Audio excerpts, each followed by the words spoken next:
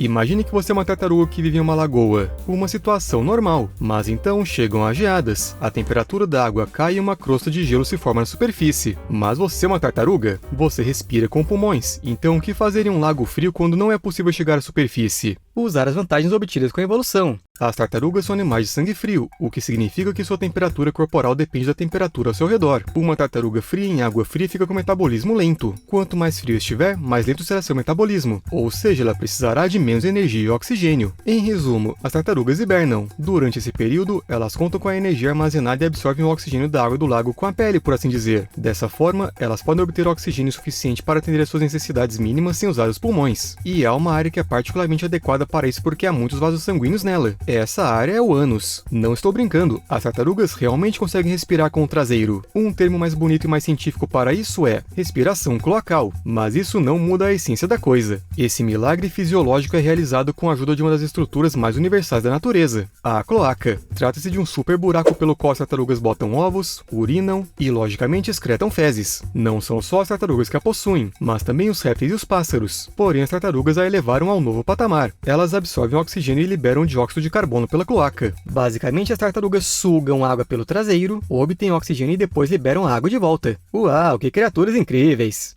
Tem algo de errado? Não, está tudo bem. E isto é só o começo. A tartaruga de carapaça mole chinesa parece o focinho de um porco muito pequeno colado na cara de um peixe, mas a aparência bizarra não é nada comparada a um hábito ainda mais bizarro e recentemente descoberto. Essa tartaruga elimina resíduos pela boca. Quando ela decompõe as proteínas no fígado, forma-se um excesso de nitrogênio, o qual a tartaruga excreta do corpo na forma de ureia. Nos seres humanos é exatamente a mesma coisa. Nós nos livramos da ureia com a urina por meio dos rins. Mas há um detalhe. A tartaruga vive na água. Quando ela sai da água ou se encontra em terra firme durante uma seca, ela mergulha a cabeça em poças. Para quê? Inesperadamente para eliminar a ureia pela boca. Entretanto, é importante entender que a urina não é composta apenas de ureia dissolvida, ou seja, a tartaruga não urina exatamente com a boca. A propósito, os peixes usam o mesmo truque. Eles conseguem se livrar da ureia por meio de suas brânquias. No caso da tartaruga, o habitat salgado parece ser o culpado. Para urinar pela via renal normal, a tartaruga teria que beber mais água o tempo todo para compensar a perda. E como o líquido ao seu redor é muito salgado, isso acabaria muito mal. Mas aí surgiu a micção oral para salvá-la. Agora a tartaruga não precisa beber nada, basta enxaguar a boca e cuspir os resíduos. Perfeito! E agora um fato que, francamente, me surpreendeu. Então, dentro do casco das tartarugas machos tem um tubo teleguiado, se é que você me entende. E infelizmente não podemos mostrá-lo para vocês, porque ele é um pouco demais. Resumindo, para quem quiser muito ver, é só pesquisar no YouTube. Eu entendi na mesma hora porque o Steve disse que os elefantes e as tartarugas eram parentes. Isso explica muita coisa. Eu disse isso? Nem me lembro. O tubo tem uma aparência muito incomum. Basicamente, o órgão é um cilindro hidráulico e é simplesmente muito enorme em relação ao próprio animal. Me disseram para não mostrar isso e inventar alguma coisa. Então, era para inventar. Eu inventei. Em algumas espécies de tartarugas é perfeitamente normal ter um tubo da metade ou até maior que o comprimento da parte inferior do casco. Ou seja, em uma tartaruga com comprimento total de 20 centímetros, o órgão pode ter até 8 centímetros de comprimento. Mas as tartarugas realmente grandes, tipo aquelas gigantes das Ilhas Galápagos, infelizmente ninguém sabe. Essas tartarugas são tão raras que ninguém estudou esse assunto. Tenho medo até de imaginar. Mas as tartarugas marinhas, que são aquelas cujo corpo pode chegar a 1,5 metros de comprimento, o tubo pode ter até 30 centímetros. Se você não é bom de olhômetro, pegue uma régua e olhe o que são 30 centímetros. Sua vida nunca mais será a mesma. Só resta uma pergunta. Como isso cabe lá dentro? Os cientistas descobriram que quando o órgão não está sendo usado, ele se dobra ao meio debaixo do casco. E ele não é usado com muita frequência,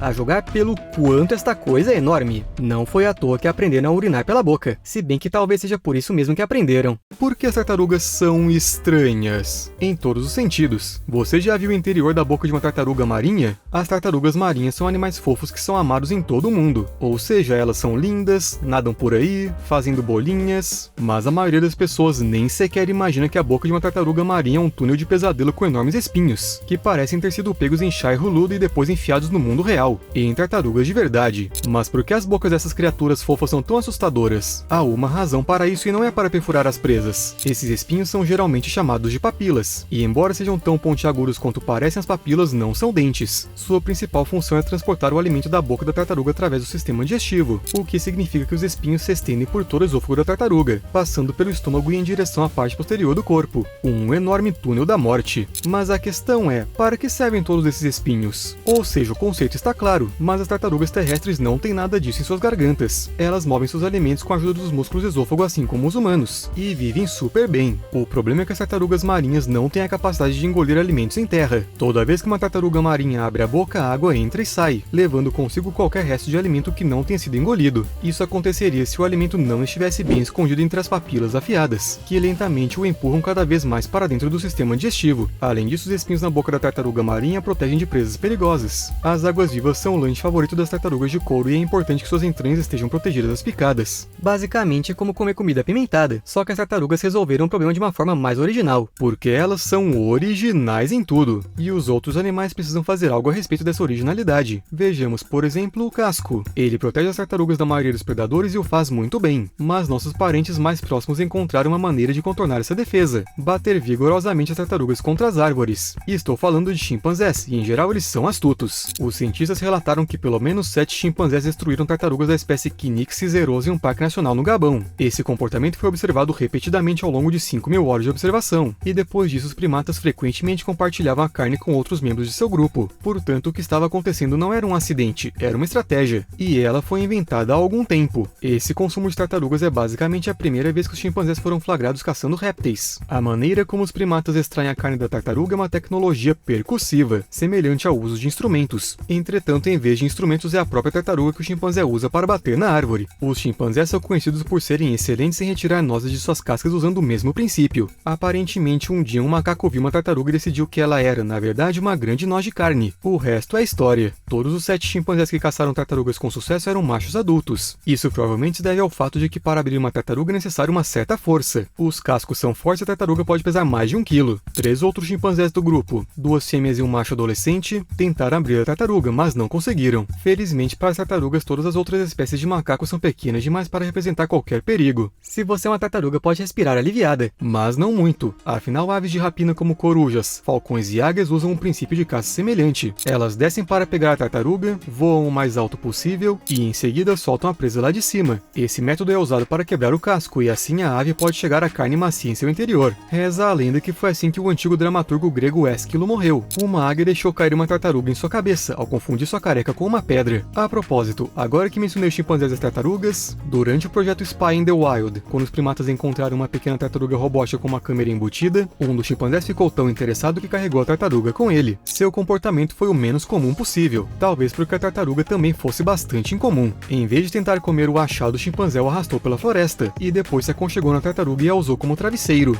Os pesquisadores concluíram que para o primata a tartaruga era algo entre um brinquedo e um animal de estimação. Devemos dizer que uma tartaruga de verdade não aguentaria esse tratamento mesmo com a proteção de seu casco. Ninguém aguentaria. Eu fiquei até enjoado com essas imagens. Mas vai ver, nós simplesmente não tenhamos entendido os planos do chimpanzé? Talvez o animal realmente fosse comer a tartaruga, mas decidiu brincar primeiro? Afinal de contas, a regra de não brincar com comida foi inventada pelos humanos. Ah, e aqui está mais uma coisa sobre as esquisitices das tartarugas. Você sabia que por quase um século os biólogos discutiram sobre como as tartarugas adquiriram seus cascos? Esse debate foi quase tão lento quanto os próprios animais. Mas parece que a resposta finalmente foi encontrada. É preciso voltar 260 milhões de anos e chegar a uma época pouco antes da era dos dinossauros. Será preciso escolher o ponto certo. Tem que ser no local da África do Sul dos dias atuais, na margem de um rio. E aqui, se você tiver muita sorte, verá uma pequena criatura do tamanho da palma da mão enfiando a cabeça para fora da lama. Parece um lagarto gordo com laterais salientes e pernas robustas. Se você conseguir pegá-lo e virá-lo, verá que as laterais são salientes porque as costelas são excepcionalmente largas e planas, reforçando a parte inferior. É como se a pequena criatura tivesse metade de um casco. Você está entendendo onde quero chegar?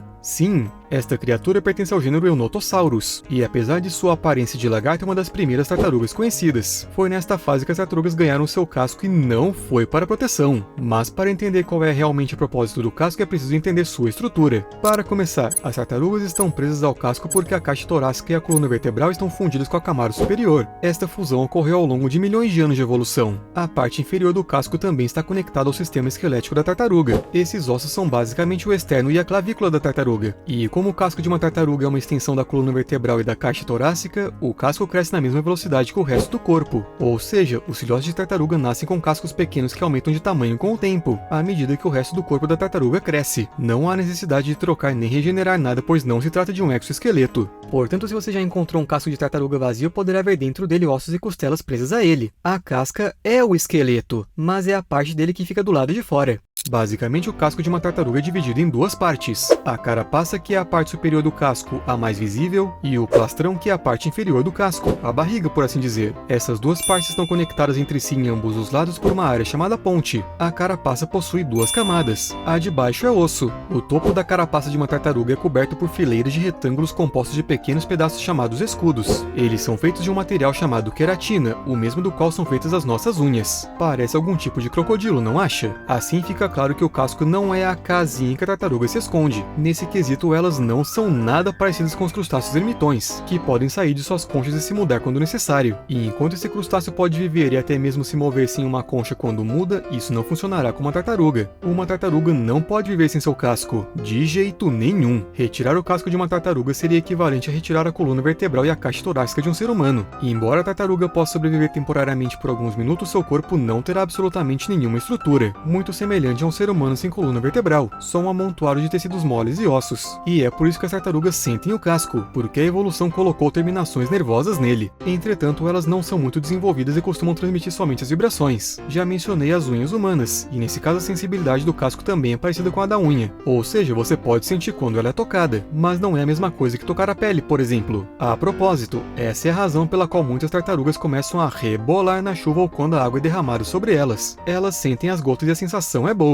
Os cientistas ainda não encontraram nenhuma outra explicação. Bem, talvez o ritmo seja um ritmo dançante, sei lá. Agora voltemos ao nosso lagarto gordo, o avô das tartarugas contemporâneas. Ele foi descoberto em 1892 e ignorado pelos cientistas por quase um século. Mas ao estudar os muitos fósseis desse réptil enigmático, a comunidade científica finalmente encontrou algo sensacional. Sensacional mesmo! Descobriu-se que os icônicos cascos das tartarugas não serviam para se defender, mas para escavar. Antes das tartarugas serem fortalezas ambulantes impenetráveis, elas eram escavadoras profissionais. E tudo por causa do lagarto gordo. Esses ancestrais das tartarugas tinham costelas largas que dificultavam andar e respirar. Na verdade, as tartarugas contemporâneas têm ombros e quadris dentro de suas próprias costelas, o que é absurdo. Se precisassem apenas de proteção, elas não se expandiriam dessa forma, apenas se cobririam com uma armadura, como fizeram os crocodilos ou os tatus. Afinal, para que complicar tanto? Os cientistas acabaram concluindo que essa estrutura corporal era ideal para cavar. Muitas espécies de tartarugas ainda cavam tocas, por vezes muito longas e profundas. Outras pararam de cavar, mas mantiveram o casco, pois ele era uma excelente defesa. E sim, hoje em dia o casco é realmente uma boa defesa. Portanto, o casco da tartaruga é um exemplo perfeito de exaptação, uma palavra que você pode acrescentar ao seu vocabulário. Este é o nome do processo evolutivo no qual uma característica é desenvolvida para desempenhar uma função e depois é usada para outra. É como se formarem uma coisa e depois não trabalhar nessa área. Este é um exemplo meio triste. Aliás, a função de esconder a cabeça no casco também se desenvolveu nas tartarugas não para proteção, mas para ataque. Um estudo recente de uma tartaruga fossilizada, que acredita-se que tenha vivido há cerca de 150 milhões de anos, sugere que os pescoços das tartarugas antigas funcionavam como molas. O pescoço se retraía e em seguida lançava rapidamente a cabeça para frente para agarrar a presa. A função de defesa foi acrescentada posteriormente. No entanto, já falamos sobre isso em um dos vídeos anteriores. Mas se eu fosse a natureza, ficaria muito surpreso com o nível de resistência que os cascos de tartaruga alcançaram. Por exemplo, elas podem causar a queda de um avião. Eu posso entender um pássaro atingindo um motor ou algo do gênero, mas uma tartaruga no motor é improvável. Então, qual é a história? Você provavelmente sabe que a maioria dos acidentes aéreos acontece durante a decolagem e o pouso. Imagine um avião manobrando em uma pista, acelerando e de repente aparece em seu caminho uma tartaruga. E isso não é fruto da minha imaginação. Em aeroportos onde as tartarugas fazem ninhos, é comum que os voos atrasem e os aviões tenham que ser parados para que os animais sejam simplesmente removidos da pista. O trem de pouso de uma aeronave atingindo uma tartaruga a toda velocidade pode causar consequências imprevisíveis e muito trágicas. A boa notícia é que não há relatos de tartarugas que tenham causado a quebra ou a queda de um avião. Mas isso só acontece porque as pessoas ficam muito atentas às pistas de pouso, removem as tartarugas a tempo e colocam cercas. Não devemos nos esquecer de que as tartarugas não são pássaros. Elas não podem simplesmente correr para uma aeronave do nada. No entanto, desde 1990 foram registradas 198 colisões entre aviões e tartarugas. E isso, a propósito, é muito mais do que as colisões de aviões e drones, que é uma coisa da qual todo mundo tem tanto medo hoje em dia. Não, um drone nunca colidiu com um avião, mas e daí? As tartarugas são uma galera bem perigosa. Entre 2002 e 2014, elas causaram 3 acidentes de trem no Japão. Todos os casos seguem o mesmo esquema. Os animais entram no espaço entre os cruzamentos dos trens e morrem. Então o tráfego é interrompido. Às vezes isso leva a situações perigosas. Mas não se pode culpar as tartarugas por atrapalhar os aviões e os trens. As tartarugas estão basicamente vivendo suas vidas. São elas que têm que enfrentar problemas e arriscar suas vidas por causa das coisas que construímos. Mas os japoneses não seriam japoneses se não tivessem encontrado uma saída. Os engenheiros ferroviários criaram um esquema para evitar que as tartarugas errantes morressem ao cruzar os trilhos. Eles simplesmente instalaram túneis para os animais. E pronto. E estou falando sério, isso foi suficiente. No primeiro mês depois que isso foi feito, 10 tartarugas foram salvas. Hoje o número de tartarugas provavelmente está na casa das centenas. Agora estamos esperando que passem dos milhares. Até mais!